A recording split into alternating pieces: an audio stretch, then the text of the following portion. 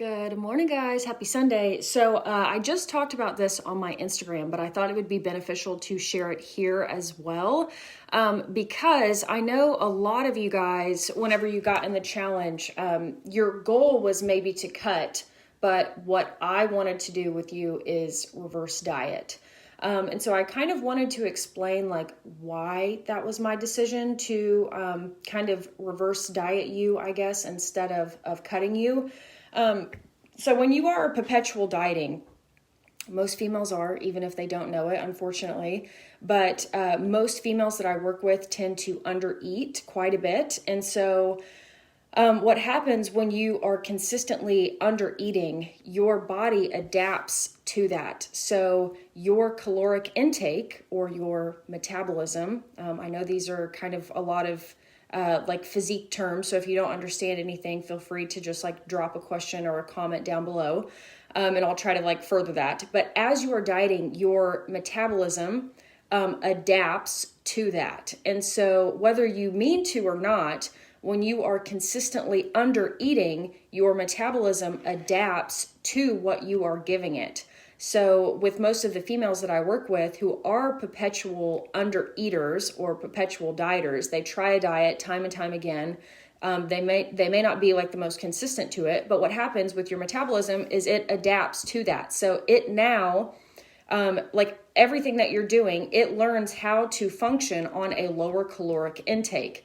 And so what happens when your deficit calories or your intake at a lower level, when your body adapts to that, you stop dropping weight, because what happens is that caloric intake now becomes your maintenance calorie intake. And so what do you do to create a deficit? You have to go even lower. And if you are at, 1,300 calories, you can't really go much lower than that. I mean, sure, you could go to 900 calories, 1,000 calories, but who is going to do that long term? It's not sustainable. It's not, it's not doable. So when you're in that situation, when your calories are very, very low and your goal is to drop body fat and lose weight, you have to understand that you're already at that low caloric intake. That has now become your maintenance caloric intake. And the only place you can go is extremely low calories, high expenditure, which would be adding a frick ton of cardio, or you can kind of switch gears here and reverse diet. So that's kind of why, that's kind of the situation or the scenario kind of played out on when I would recommend someone to reverse diet. I'm going to be very upfront. Most of my females that I work with, I have to go through some sort of metabolic readaptation, so reverse dieting them, before we can even support a fat loss phase. So what we do in reverse dieting is incrementally and very strategically, we start adding back in calories. This isn't like, hey, we're going to throw 600 calories at you all in this week, be consistent.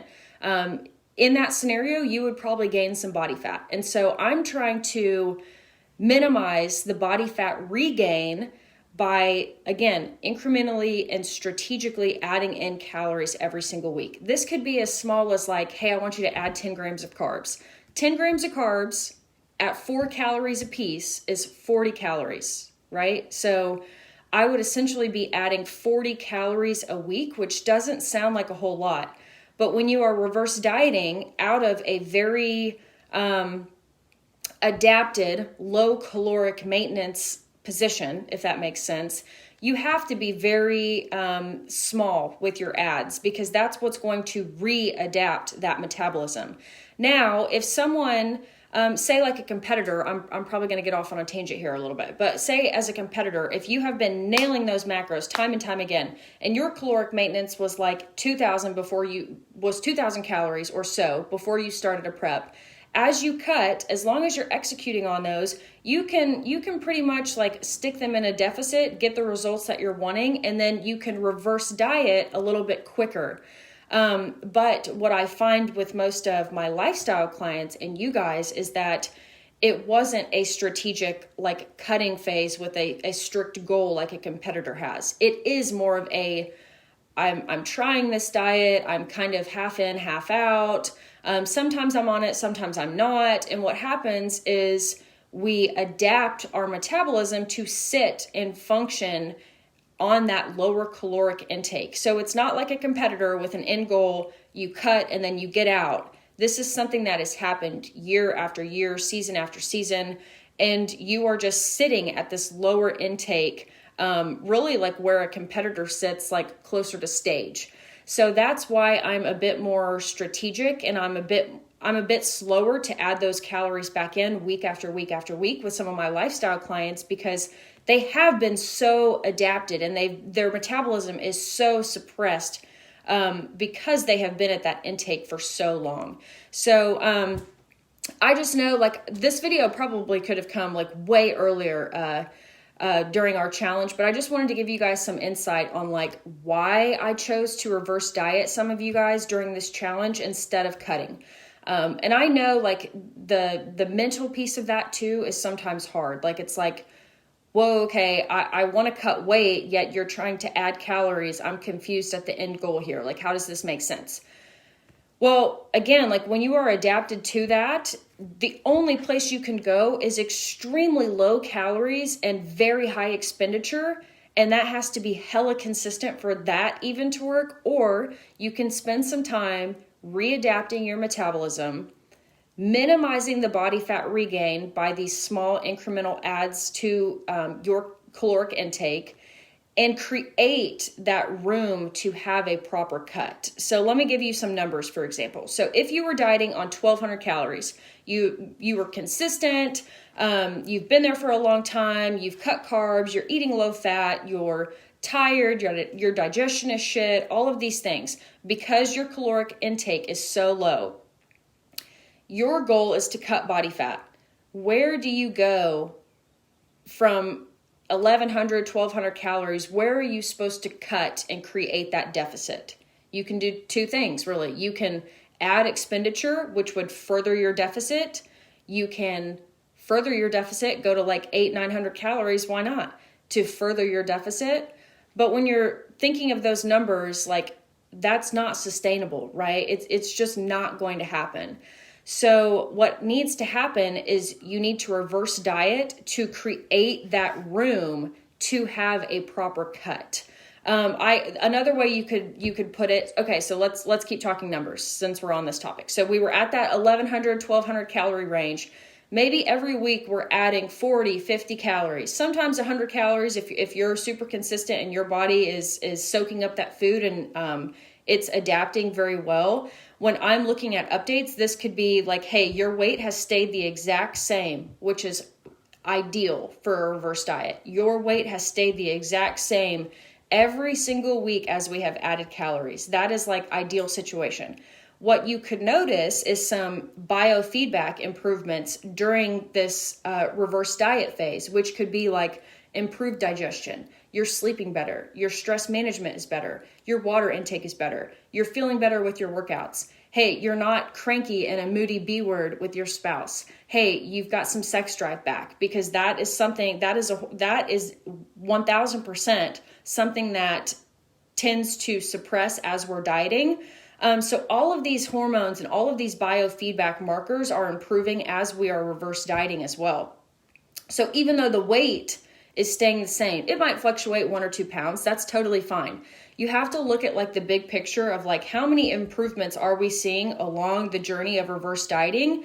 Hey, and guess what? We're also creating that space from like a metabolic and like caloric intake standpoint to be able to support another cut. So, hey, we've reverse dieted, we're consistent, we're doing all these great things. Now we're up to like 1,900 calories, maybe 2,000 calories. We're going to sit there for 6-7 weeks. We're going to make sure that this is our new adapted caloric maintenance, right? So just like we're dieting, how our metabolism can adapt to that lower intake, the same thing can happen as we reverse diet. So we're adding in those calories week after week after week.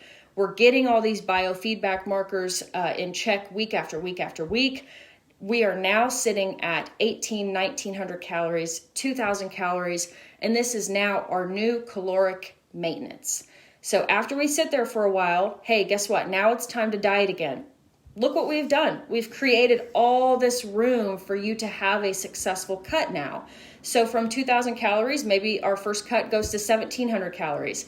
It would be a hell of a lot nicer to diet on 1,700 calories than it would be to diet on 1,100 calories, right?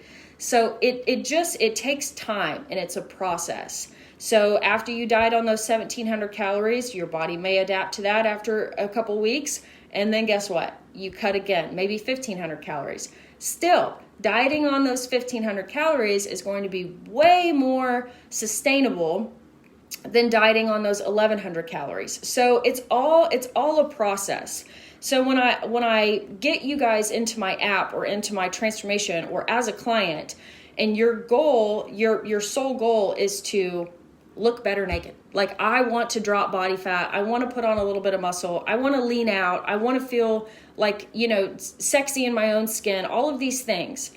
You guys have to understand that it is a process. And if you are metabolically and calorically adapted to a very, very low intake, the goal of fat loss is not going to be immediate. You are going to have to spend the time to reverse diet and create that metabolic room to have a successful cut.